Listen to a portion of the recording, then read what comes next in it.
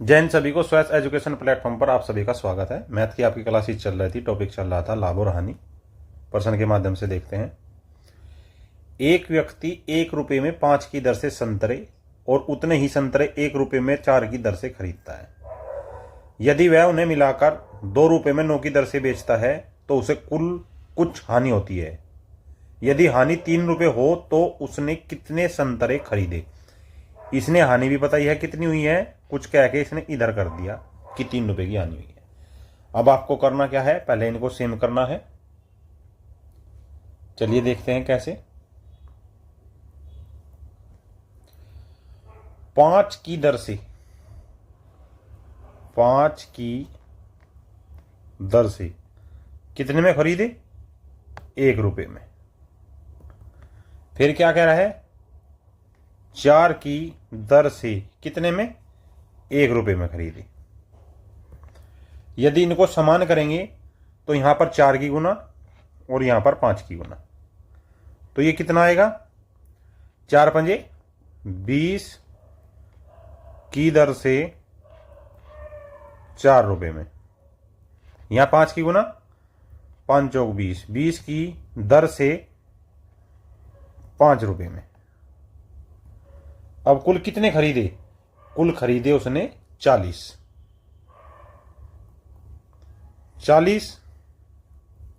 की दर से 9 रुपये में। अर्थात उसने कुल जो संतरे खरीदे वो 40 की दर से 9 रुपये में खरीदे। अब वो क्या कह रहा है कि 2 रुपये में 9 की दर से बेचता है। 9 की दर से 2 रुपये में बिक्री, ये की उसने बिक्री। अब चूंकि कोई भी वस्तु का लाभ हानि निकालने के लिए उसकी संख्या समान होनी चाहिए, तो इसमें हम क्या करेंगे, 9 का मल्टीपल करेंगे और इसमें 40 का मल्टीपल करेंगे। तो ये कितना आएगा, 9 चौक 36 की दर से 81 रुपये में करेगी। 4 नम 36, 360 की दर से 40 दूनी 80 रुपये में विक्रय किए। तो हानि कितने की हुई, हानि का कैसे पता चला, क्रय मूल्य बड़ा है और विक्रय मूल्य छोटा है। तो हानि 1 रुपये की, कितने रुपए की, 1 रुपये की हानि हुई। परंतु प्रश्नानुसार क्या है, प्रश्नानुसार हानि बराबर 3 रुपये की, ये यहां पर इसने दिया है। अब प्रश्नानुसार हानि 3 रुपये की हुई है, अर्थात 1 बराबर 3। तो संतरों की खरीद कितनी हो गई, संतरों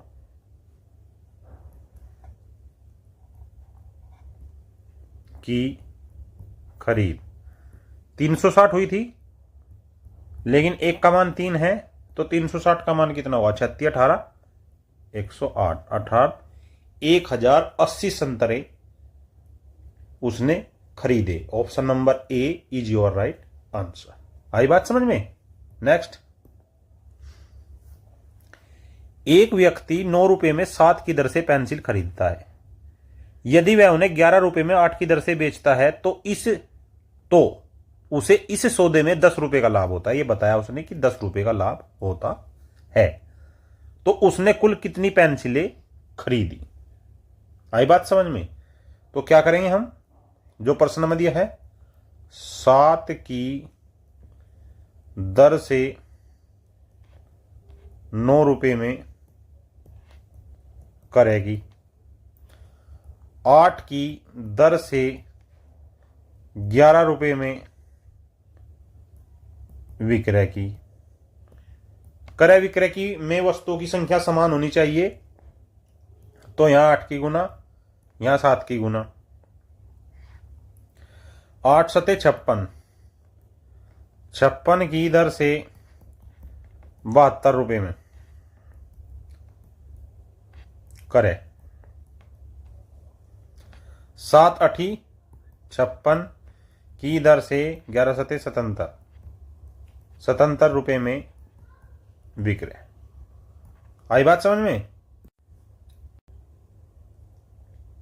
इसमें क्या हुआ, चूंकि क्रय बराबर 72 रुपये, विक्रय बराबर कितना, 77 रुपये, तो लाभ होगा कितने का हुआ, 77 माइनस 72 बराबर 5 रुपये का। परंतु प्रश्नानुसार लाभ कितना है, 10 रुपये का। प्रश्नानुसार 5 रुपये बराबर 10 रुपये की, अर्थात 1 बराबर 2 रुपये की। अब वो क्या कह रहा है, 1 बराबर 2 रुपये के नहीं, रुपये से रुपये कैंसिल, तो 1 बराबर 2 यूनिट के आया। और खरीदे कितने हैं उसने, 56 पेंसिलों की संख्या, पेंसिलों की संख्या कितनी है, हमारे अनुसार 56 है, परंतु एक का मान 2 है, तो 200 गुना करेंगे, अर्थात 112 पेंसिलें खरीदी गई थी। Option number D is your right answer. Next, एक व्यक्ति 34 रुपये में 8 की दर से पेंसिल खरीदता है। यदि वह उन्हें 57 रुपये में, कितने में, 57 रुपये में 12 की दर से बेचता है, यदि उसे इस सौदे में 45 रुपये का लाभ होता है, तो उसने कुल कितनी पेंसिलें खरीदी। पहले की तरह ही है, एक प्रकार के प्रश्न के मैं कहीं कहीं प्रश्न आपको कराता हूं, ताकि आपकी प्रैक्टिस भी क्लासेस में ही होती रहे। फिर भी जिन बच्चों की प्रैक्टिस अच्छी नहीं है वो घर पर प्रैक्टिस करते रहें, और 5 दिन में 7 दिन में एक बार रिवीजन जरूर करें। रिवीजन नहीं करोगे तो आपका कितना भी कंठस्थ हो उसे आप भूल जाओगे। 8 की दर से 34 रुपये में करें, 12 की दर से 57 रुपये में विक्रय, बराबर करेंगे, गुना 3, 8 या 24, गुना 2, 12 दूनी 24, 8 दिया 24 की दर से 34 दिया कितने होंगे, 102 रुपये में करें। 12 दूनी 24 की दर से 57 दूनी 114 रुपये में विक्रय। अतः हम यहां देख रहे हैं क्रय मूल्य छोटा है, विक्रय मूल्य बड़ा है, तब लाभ कितना होगा, लाभ बराबर होगा 114 माइनस 102 बराबर 12। परंतु प्रश्नानुसार उसे 45 रुपये का लाभ हुआ। प्रश्नानुसार 12 बराबर 45, 12 बराबर 45, और इसने पूछा क्या है, उसने कुल कितनी पेंसिलें खरीदी हैं। ठीक है, लेकिन ये 12 का जो फायदा हुआ उसे कितनी वस्तुओं पर हुआ, ये 12 का जो फायदा हुआ उसे कितनी वस्तुओं पर हुआ, ये आपको बताना है। 12 रुपए का फायदा कब हुआ उसे, जब उसने 24 वस्तुएं बेची या खरीदी, 24 वस्तु। लेकिन उसे फायदा कितना चाहिए, 45 रुपए का। तो 1 रुपए के फायदे के लिए 1 रुपए का फायदा 24/12 बराबर 2 वस्तुओं पर। लेकिन उसने प्रश्न में कितना कहा, 45 रुपए का लाभ होता है, तो 45 रुपए का लाभ 2 गुना 45 बराबर 90 वस्तुओं पर, और वस्तुओं से मतलब क्या है, पेंसिलों पर, अर्थात पेंसिल। तो उसने ऑप्शन नंबर सी कुल मिलाकर 90 पेंसिलें खरीदी थी। एक बार और देखिए, अच्छा प्रश्न है। 8 की दर से 34 रुपये में, 12 की दर से 57 रुपये में, ऊपर 3 की गुणा नीचे 2 की गुणा, 24 की दर से 102 रुपये में उन्हें खरीदा और 24 की दर से 114 रुपये में बेच दिया। तो लाभ कितना हुआ? 12 का। कितना? 24 वस्तुओं पर। तो 1 रुपये का लाभ कब होगा? जब वह 2 वस्तुओं को खरीदेगा और उनको बेचेगा।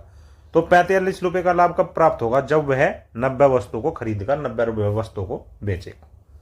नेक्स्ट, एक व्यक्ति 15 रुपये में 12 की दर से संतरे खरीदता है। वह उतने ही संतरे 10 रुपये में 12 की दर से खरीदता है। यदि वह उन्हें मिलाकर 14 रुपये में 12 की दर से बेचता है, उसे इस सौदे में 60 रुपये का लाभ होता है। तो उसने कुल कितने संतरे खरीदे? आई बात समझ में आपकी? उसने कुल कितने संतरे खरीदे, और ये देखिए आपको ये दर्जन में बताना है, क्योंकि आंसर आपका दर्जन में दिया गया है। अब चलिए, 12 का मतलब क्या होता है? 1 दर्जन बराबर 12। तो जो इसने जहां 12 दिया है उसे हम 1 दर्जन मान सकते हैं। तो 1 दर्जन की दर से 15 रुपये में, ये दिया है यहां 15 रुपये में। फिर 1 दर्जन की दर से 10 रुपये में, अर्थात हम क्या कह रहे हैं? 2 दर्जन की दर से उसने 25 रुपये में खरीदे, 14 रुपये में 12 की दर से बेच दिया, अर्थात 1 दर्जन, ये क्या है? ये क्रय है, दर से कितने में बेचे? 14 रुपये में उसने विक्रय कर दिया। परंतु ऊपर 2 दर्जन है, नीचे 1 दर्जन है, अतः इसमें 2 की गुना करेंगे। ये 2 दर्जन की दर से 14 दूनी 28 रुपये में क्या कर दिया? विक्रय कर दिया। अब चूंकि क्रय मूल्य छोटा है, विक्रय मूल्य बड़ा है, तो लाभ कितना हुआ? 28 माइनस 25 बराबर 3 रुपये का। कितना लाभ हुआ? 3 रुपये का लाभ हुआ। कब हुआ?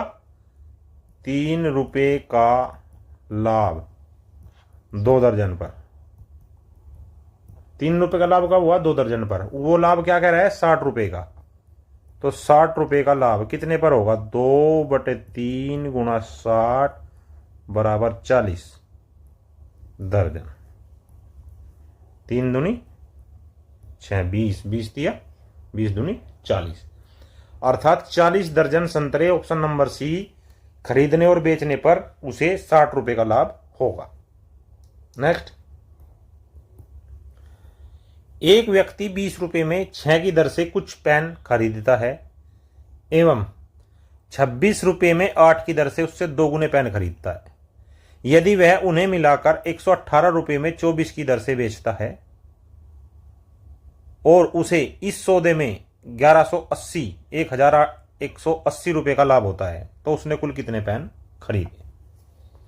शुरू में क्या कह रहा है? ये 6 की दर से कितने में?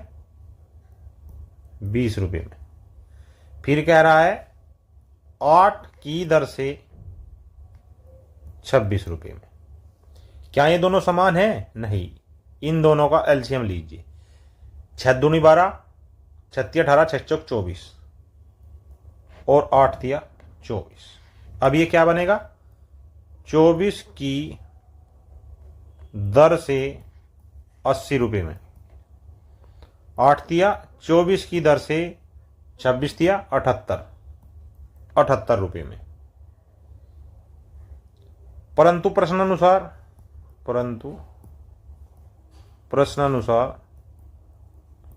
1:2 लेने पर, ये 1:2 का मतलब कहां से आया? उससे 2 गुने, अर्थात जो यहां खरीद रहा है इससे 2 गुने खरीदे हैं। तो क्या होगा? 24 की दर से 80 रुपये में, ये 2 गुने करते हैं, अर्थात 48 की दर से 78 दूनी 156 रुपये में। कुल कितने हुए? 72 की दर से पैसे कितने हुए? 236 रुपये में। अब वो क्या कह रहा है कि 118 रुपये में 24 बेच दिए, अर्थात 24 की दर से ये क्रय किए गए हैं और 118 रुपये में ये विक्रय किए गए हैं। जब इनको आप समान करोगे तो कैसे करेंगे? यहां पर 24 थी 72, 3 की गुना करनी होगी, तो 72 तो खरीदे 236 रुपये में करे, और इसमें यहां 3 की मल्टीपल करेंगे, 24 थी 72, बेचे 354 रुपये में। क्या किया? विक्रय। क्या किया आपने? 354 रुपये में विक्रय किया। तो लाभ कितना हुआ? 354 माइनस 236 बराबर 118 रुपये का लाभ।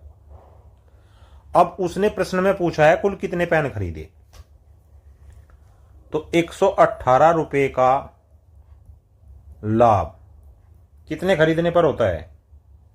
118 रुपये का लाभ होता है 72। यहां कितनी है? 72 वस्तु है ना, 72 पेन खरीदने पर लाभ कितने का चाहिए? 1180 रुपये का लाभ चाहिए, तो 72 बटे 118 गुना 1180 अर्थात 720 पेन।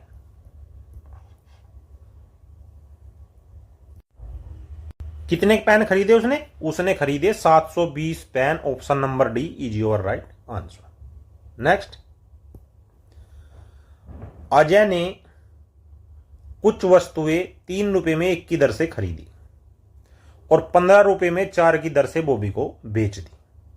बाद में बॉबी ने सभी वस्तुएं वापस अजय को 12 रुपये में 5 की दर से बेच दी।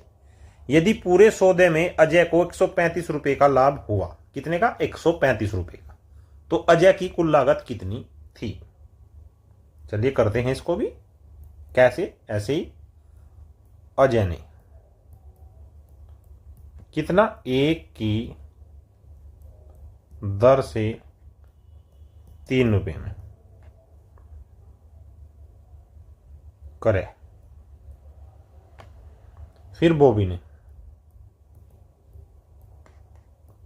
ने क्या किया? 4 की दर से 15 रुपये में करेगी। वापस अजय ने क्या किया?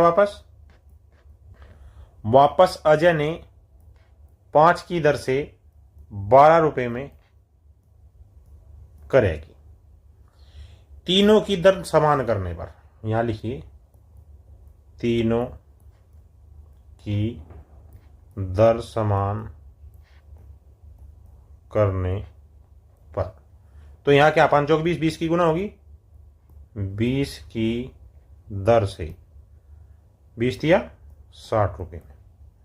यहां 5 की, 4 5 20 की दर से 75 रुपये में। यहां 4 की गुना होगी, 20 की दर 48 रुपये में। क्या है? ये सब क्रय की गई है। अतः अब क्या है? ये अजय है ए और ये बी है बॉबी।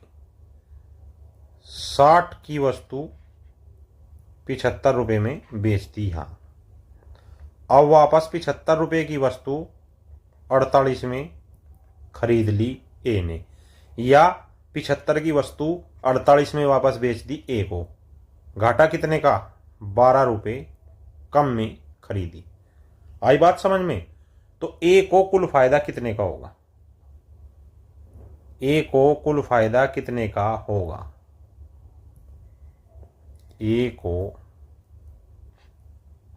कुल फायदा कैसे? 60 की वस्तु 75 में बेची, तो 75 माइनस 60 प्लस, उसके बाद 60 में पहले खरीदी थी, उसके बाद वो फिर 48 में खरीदी, तो 60 माइनस 48, यहां से 15 और 12 यहां से, बराबर कुल 27 का लाभ हुआ। प्रश्नानुसार क्या है? 27 रुपये बराबर 135। लेकिन लाभ कितने का कह रहा है वो? लाभ में कुछ पता चला? नहीं पता चला। 60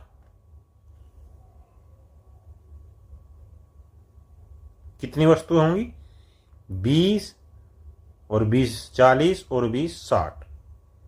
तो यहां एक एक का अर्थ क्या आएगा? ये 135 का रुपए से रुपए कट जाएंगे, तो 135 बटे 27, 7 पंजे 35, 20 पंजे 100, 5। अतः 60 वस्तुओं पर कितना लाभ होगा? 60 वस्तुओं पर लाभ। तो 60 गुना 5 बराबर 300 रुपए का उसे कुल लाभ होगा। कितने पर होगा? 300 रुपए का कुल लाभ होगा। Option number D is your right answer. बेहतरीन प्रश्न है, अच्छा प्रश्न है। 1 रुपए की इधर से 3 रुपए में, 4 रुपए की दर से उसे बेच दिया, फिर 5 रुपए की दर से उसे बेच दिया। कितने की? पहले 3 रुपए की 1 की दर से, फिर 4 की दर से 15 रुपए में, फिर 5 की दर से। इनको तीनों को समान कर लिया। समान करने पर यहाँ आया, कुल बिक्री में लाभ हानि कितने की हुई? उसे 27 की। लेकिन प्रश्नानुसार 135 की है, तो 1 यूनिट का मान आ गया 5। तो 60 वस्तु पर उसे कितना लाभ होगा? आई बात समझ में? नेक्स्ट, एक दूध वाला दूध में पानी मिलाकर बेचता है।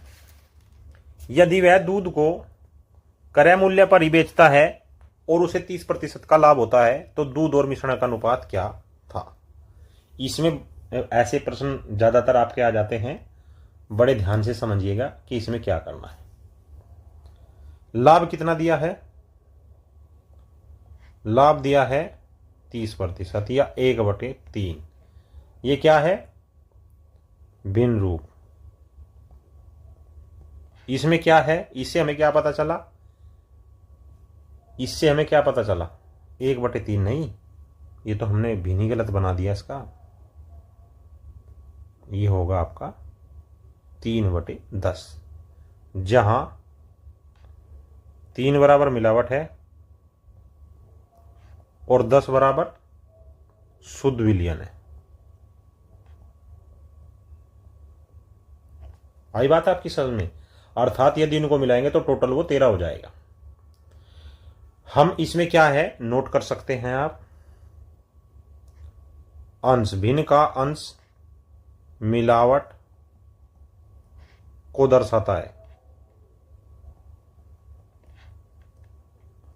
दूसरा, हर शुद्ध विलयन को दर्शाता है। आई बात समझ में आपकी? यदि कहीं लाभ दे रखा है 30%, तो भिन्न रूप में जब उसे लाएंगे वो 3/10 हो जाएगा और अंश मिलावट को बताएगा, हर शुद्ध को बताएगा। अब कुल विलयन अंश प्लस हर होगा। क्या होगा? कुल विलयन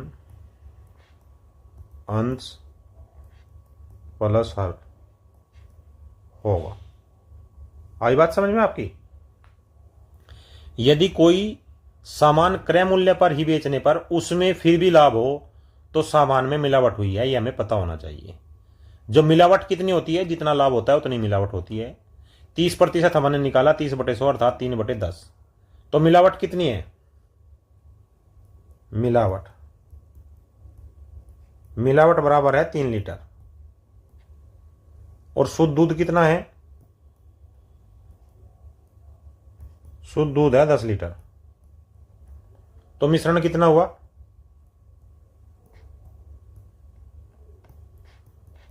10 + 3 बराबर 13 का, 13 लीटर का। हमें क्या निकालना है? दूध अनुपात मिश्रण का। ये पूछा ना, दूध और मिश्रण का अनुपात। तो दूध कितना आया था? 10 लीटर। और मिश्रण कितना था? 13 लीटर। अर्थात 10:13। Option number C is your right answer. Next, एक दूध वाला दूध में पानी मिलाकर बेचता है। यदि वह दूध को क्रय मूल्य पर ही बेचता है तो उसे 14.2/7% का लाभ होता है। तो दूध और पानी का अनुपात क्या होगा? 14.2/7% बराबर 1/7 भिन्न रूप है। तो मिलावट बराबर 1 लीटर की। शुद्ध मिश्रण बराबर 7 लीटर। ये क्या पूछ रहा है? दूध और पानी का अनुपात। तो दूध अनुपात पानी अर्थात मिलावट 7:1। Option number D is your right answer. आई बात आपकी समझ में? नेक्स्ट, एक दूध वाला दूध में पानी मिलाकर बेचता है। यदि वह दूध को क्रय मूल्य पर ही बेचता हो और उसे 25% का लाभ होता हो, और यदि कुल मिश्रण 70 लीटर हो, तो दूध में पानी की कितनी मिलावट है? इसमें आपको लीटर में बताना है। क्या है? चूंकि दूध क्रय मूल्य पर बेचा गया है। कब बेचा गया है? दूध क्रय मूल्य पर बेचा गया है। तो लाभ बराबर मिलावट बराबर 25%। 1/4 भिन्न रूप। तो मिश्रण कितना हुआ? 4 + 1 बराबर 5। लेकिन कुल मिश्रण कितना है? 70 लीटर बराबर 70। तो 1 बराबर 14×5 70। 1 बराबर 14×5 70। और मिलावट कितनी थी? मिलावट थी आपकी 1, अर्थात बराबर 14 लीटर। आई बात समझे? Option number D is your right answer. Next प्रश्न है, 25 रुपये प्रति लीटर वाले 64 लीटर दूध में कितना पानी मिलाया जाए ताकि मिश्रण को 15 रुपये प्रति लीटर की दर से बेचने पर दुकानदार को 20% का लाभ हो? यहां लिखिए, चूंकि क्रय मूल्य अर्थात सीपी और विक्रय मूल्य अर्थात एसपी अलग अलग हैं, अलग अलग है, तो विक्रय मूल्य क्या होगा? 15 रुपये प्रति लीटर अर्थात 120%। ये 120% सीधा कैसे लिख दिया हमने? दुकानदार को 20% का लाभ हो। यहां लिख दीजिए, क्योंकि लाभ बराबर 20%। ये तो प्रश्न में दिया है ना। तो 15 बराबर 120, तो 1 बराबर 15×8 120। क्रय मूल्य क्या है? परंतु क्रय मूल्य हमारा 25 रुपये प्रति लीटर। 25 रुपये प्रति लीटर। यहां से क्या आया था? 1 रुपये बराबर 8%। तो 25 रुपये कितना होगा? तो 25 रुपये बराबर 25 × 8%। यहां से बराबर 200% विक्रय मूल्य। आई बात आपकी समझ में? जिसमें 100% क्रय मूल्य व 100% लाभ है, अर्थात लाभ बटे क्रय मूल्य बराबर 100% बटे 100%, अर्थात 1/1। अब क्या होगा? अर्थात 1 लीटर पानी और 1 लीटर दूध। परंतु दूध कितना है? परंतु दूध बराबर 64 लीटर। तब पानी कितना होगा? तब पानी बराबर 64 litre. Option number D is your right answer. अच्छा प्रश्न है, एक बार और समझिए। क्रय मूल्य और विक्रय मूल्य अलग अलग है। विक्रय मूल्य कितना है, 15 रुपए प्रति लीटर की दर से बेच रहे हैं, दुकानदार को 20% का लाभ है, तो ये 15 रुपए 120 के बराबर होगा, ये 15 यूनिट। तो यहां से 1 यूनिट का मान आया 1 रुपए बराबर 8%। और क्रय मूल्य है 25 रुपए प्रति लीटर का है, तो 25 रुपए, ये 25 यूनिट किसके बराबर हो, 25 गुना 8, क्योंकि यहां से हमने 1 का मान निकाल लिया, तो 25 यूनिट हो गई 200 के। तो 200 क्या हो गया अब, 200 अब विक्रय मूल्य होगा, क्योंकि हमने उसमें पानी भी मिला दिया था, जिसमें 100% क्रय मूल्य है और 100% लाभ है, अर्थात लाभ बटे क्रय मूल्य कितना आया, 100% बटे 100% बराबर 1/1, अर्थात जितना दूध उतना पानी, 1:1 का अनुपात है। नेक्स्ट, 9 रुपए प्रति लीटर वाले कितने दूध में 80 लीटर पानी मिलाया जाए ताकि मिश्रण को 7 रुपए प्रति लीटर की दर से बेचने पर दुकानदार को 40% का लाभ हो। यह आपके लिए होमवर्क है, आप घर जाइए आराम से इसकी प्रैक्टिस कीजिए। मिलते हैं नेक्स्ट क्लास में, तब तक के लिए जय हिंद, जय भारत।